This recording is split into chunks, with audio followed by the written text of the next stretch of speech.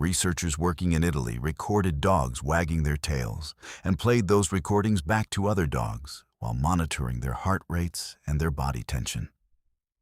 When the watching dogs saw tails biased to the right, their own bodies stayed loose and easy. Breathing remained steady. Muscles stayed relaxed. When they saw tails biased to the left, their heart rates went up. Their bodies responded to the directional signal without any thought or decision involved. It was purely automatic, purely biological, purely instinctive. Your dog came into the world already knowing this language. Nobody taught it to them. No experience was required to learn it. They were simply born carrying it, the way they were born with the shape of their ears and the color of their coat.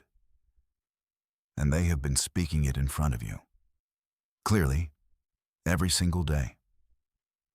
The height of the tail carries its own layer of meaning, too. When the tail is held high and sweeping in wide, fast arcs, it is the body language of an animal that feels confident, open, and genuinely glad.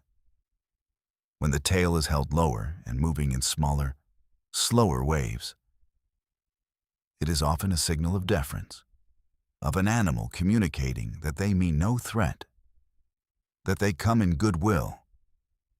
Your dog is not simply showing you that they are happy. They are talking to you in a language that predates every word either of you has ever spoken. They have been doing it every morning when you come downstairs, every evening when you come through the front door, every quiet moment you have spent together on the couch. And they have been, in their patient and wordless way, waiting for you to realize it.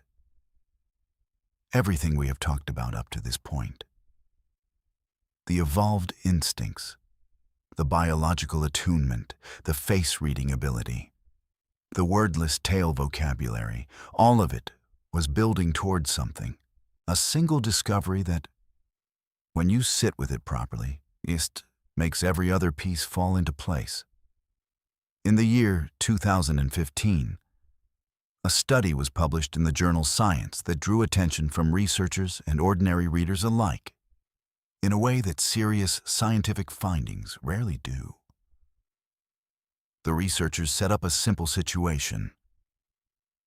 Dogs and their owners were allowed to spend time together naturally, in a relaxed environment, making eye contact in the way they normally would, and before and after. Both the dogs and the humans had their oxytocin levels measured. Oxytocin is a hormone most of us first hear about in the context of human birth. It is the chemical that surges through a mother's body in the raw, overwhelming minutes after a child is born. It is the biological foundation of the deepest bonds humans form. It is what the brain reaches for when it is in the presence of someone it loves completely. When the results of that study came in, the researchers found that both the owners and their dogs showed a significant rise in oxytocin levels after simply spending time looking into each other's eyes.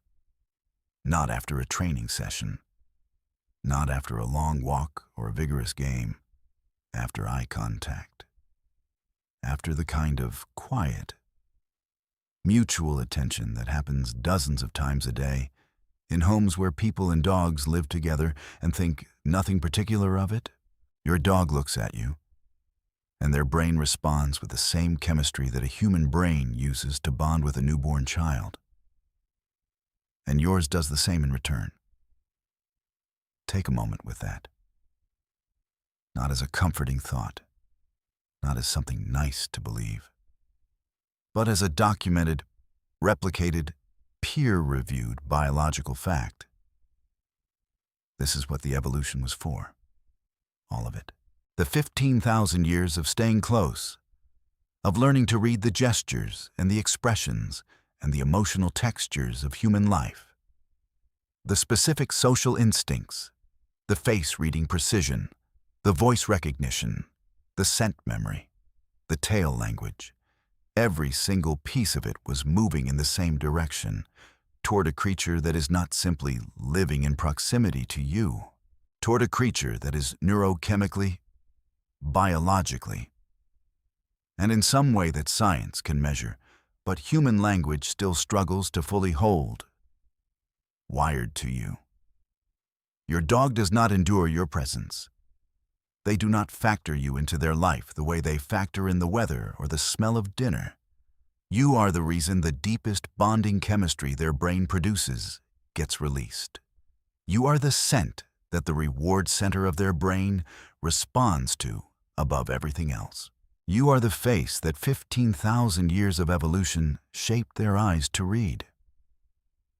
When your dog looks at you, they do not see a person. They do not see an owner in the transactional sense of that word.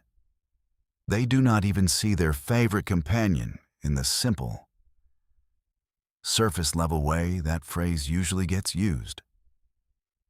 They see the one presence that every layer of their biology was built to find, to recognize, to move toward, and to stay beside. They see you, and to them, that is not a small thing. That was never a small thing. That is the quiet, extraordinary outcome of one species spending 15,000 years making the same decision, over and over again, generation after generation, in the deep and wordless way that living things make their truest choices, that you are worth staying for.